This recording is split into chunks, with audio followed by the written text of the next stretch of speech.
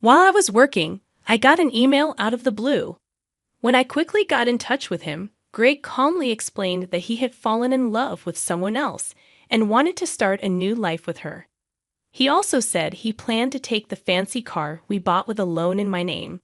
Even though I tried to stop him, he hung up on me and disappeared, leaving me with a huge debt.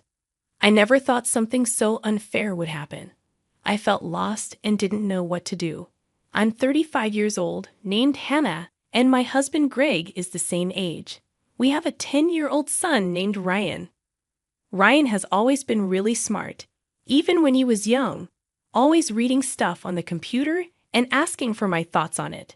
Despite not understanding everything, I was amazed by his intelligence. Greg, on the other hand, was always changing jobs and couldn't keep one for long.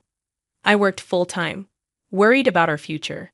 But recently, Greg managed to keep a job for 3 years and was earning a steady income. He talked about making memories with us, so we decided to buy a $35,000 camper van. But since Greg couldn't get approval for a loan in his name, I had to take the loan for the car instead. Then, on the day our camper van was supposed to arrive, I got a sudden email from Greg saying he'd graciously take the van since the loan was in my name, leaving me to handle the repayments. Confused, I called him right away to ask what he meant. He explained he'd fallen for someone else and wanted to start a new life with her. He mentioned divorce papers we had discussed before and abruptly ended the call.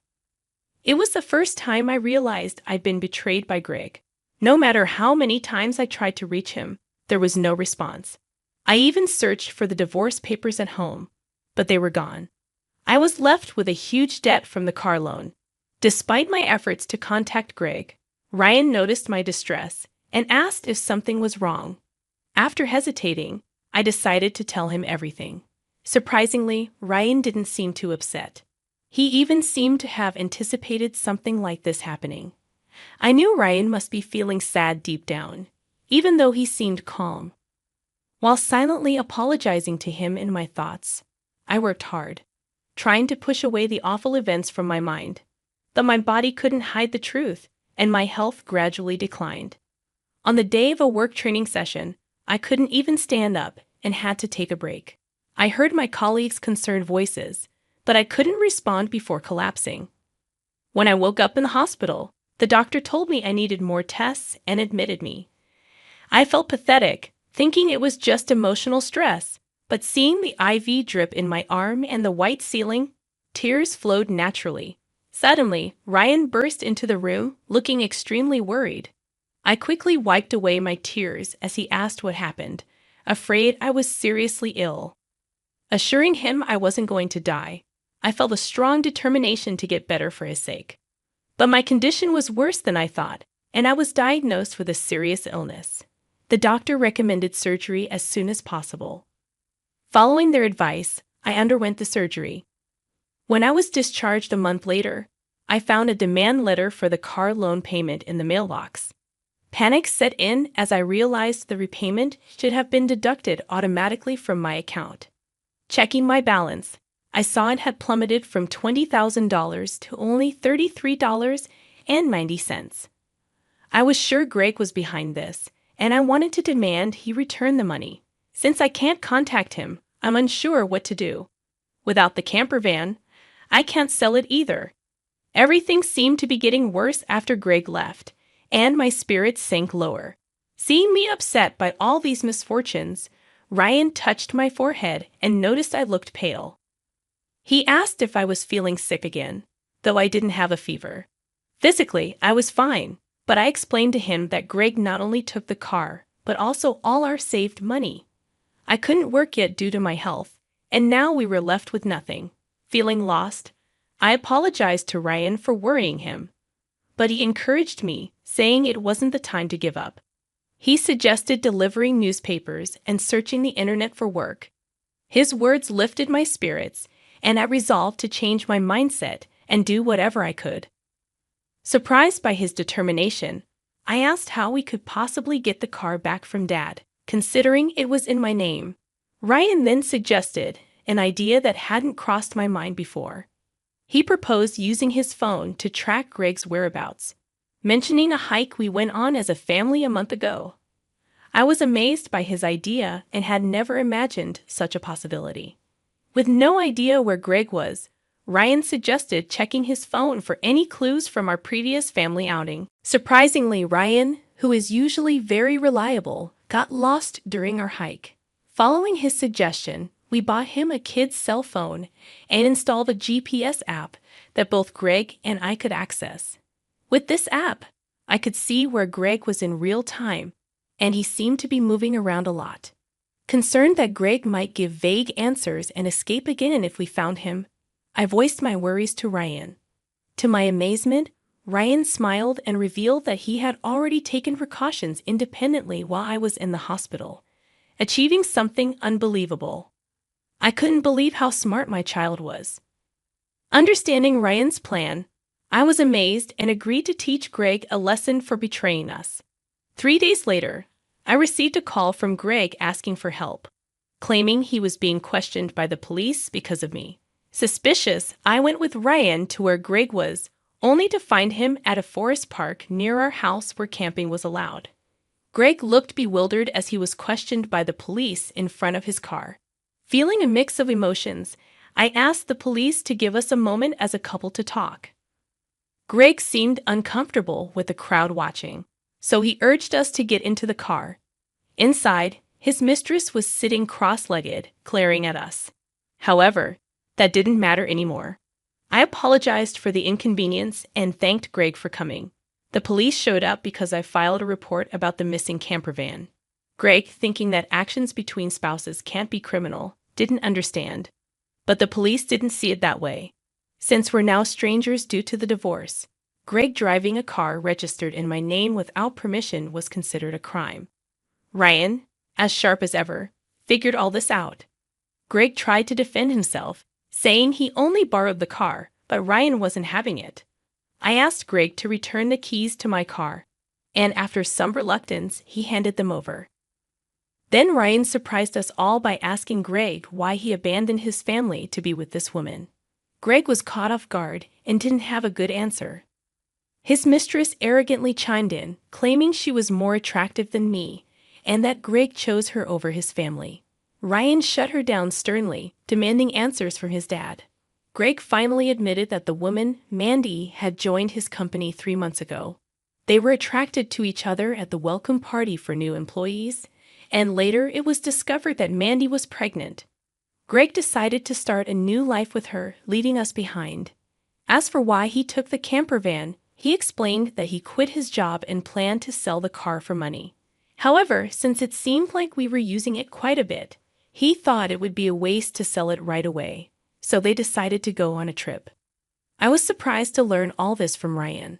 After he got lost, we bought him a kid's cell phone with a GPS app as a precaution. We installed it on Greg's phone too, so I knew where he was all this time. Ryan confessed that he pretended to get lost during our hike because he wanted a cell phone. I was amazed at his strategic thinking and suspected something was off with Greg, so I came up with this plan to monitor his actions. Facing the truth revealed by Ryan, Greg was speechless. It was pitiful to see an adult like him unable to offer any rebuttal. In contrast, seeing Ryan, only 10 years old, but able to think and speak his mind firmly, gave me a sense of strength as a mother.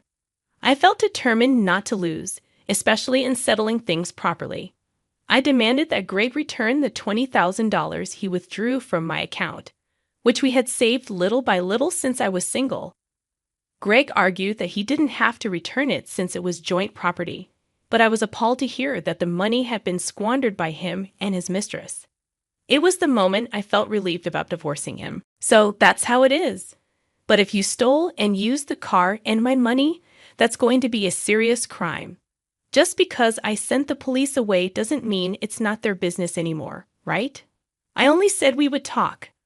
I have no intention of withdrawing the complaint.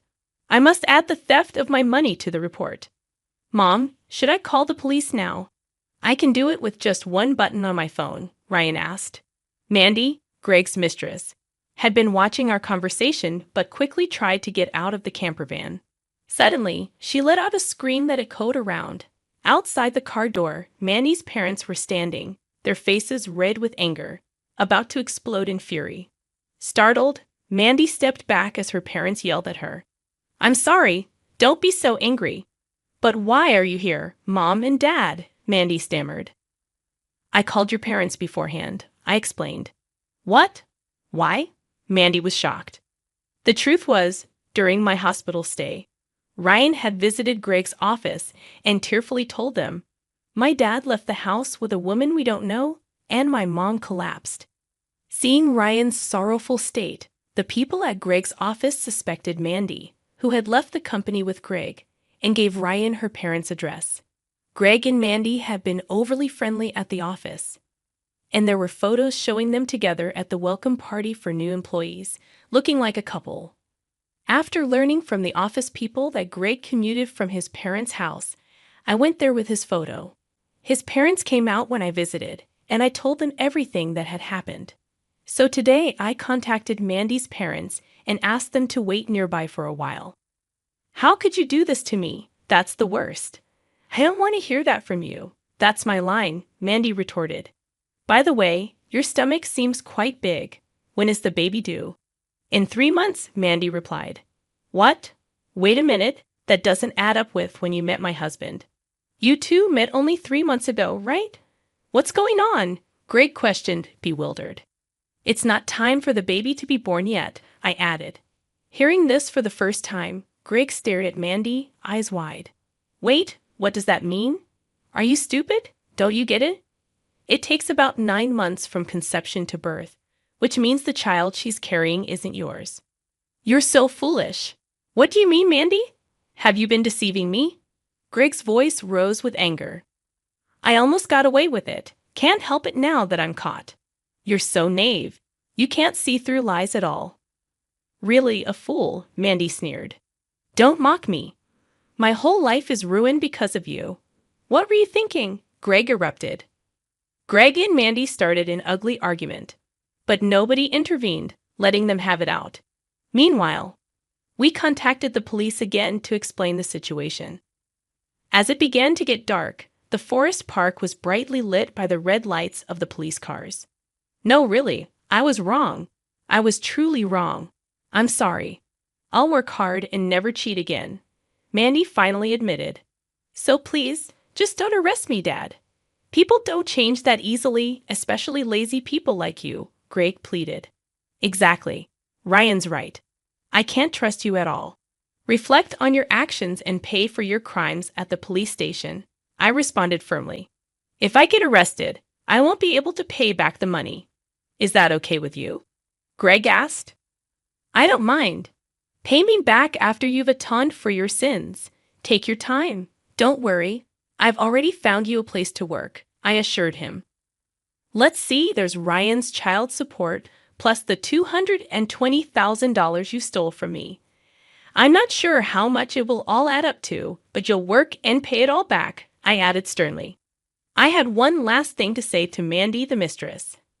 "You might think you're just an onlooker, but don't forget you're an accomplice to Greg's theft.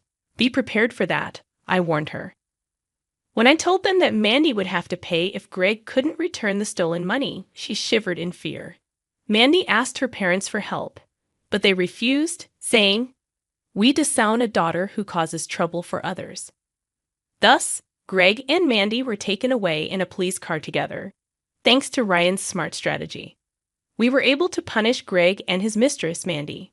Though they were released from detention soon after, they faced a hefty payment to me. Through a lawyer, I claimed $20,000 in damages. Additionally, I made Greg agree to pay $500 a month in child support for Ryan. I introduced Greg to a subcontracting factory of the company I work for. The support and other charges I claimed from Greg would be deducted from his salary and paid into my account. I also sold the camper van and was freed from the auto loan. Since then, my health has improved remarkably, and I am now energetically committed to my job. Ryan has been actively helping with household chores and errands. I want to keep moving forward strongly so that Ryan can pursue the path he loves without giving up.